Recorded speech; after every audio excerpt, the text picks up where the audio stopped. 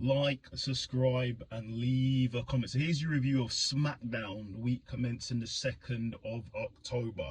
If you want to see Raw, my review, I've done it earlier, so have a look for the video, but I've already done it. So here's a review of SmackDown. So it starts with LA Knight, yeah, coming out. Even before he got out one word, the bloodline comes out. Basically, Paul Heyman says he likes LA Knight. He sees LA Knight as next big star, but then he has to get beat down by the bloodline, basically. And basically Jimmy says LA Knight's not going to make it to Fastlane.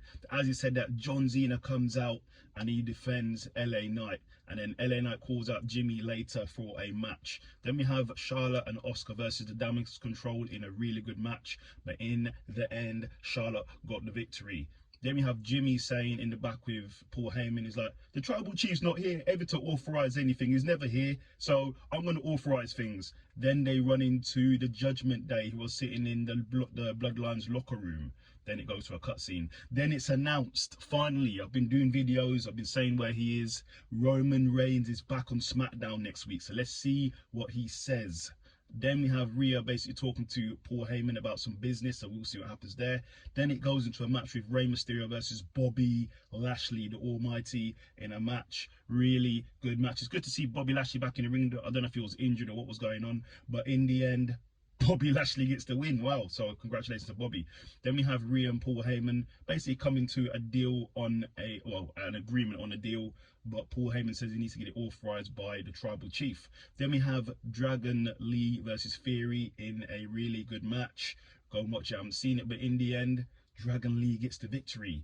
Then we have the LWO members talking, well, Rey Mysterio and Santos talking, because after that match with Rey Mysterio and Bobby, the other LWO members were beaten down and they're injured, so Rey Mysterio is down for a man for the match at Fastlane, so he's going to make a call to somebody. Who can it be?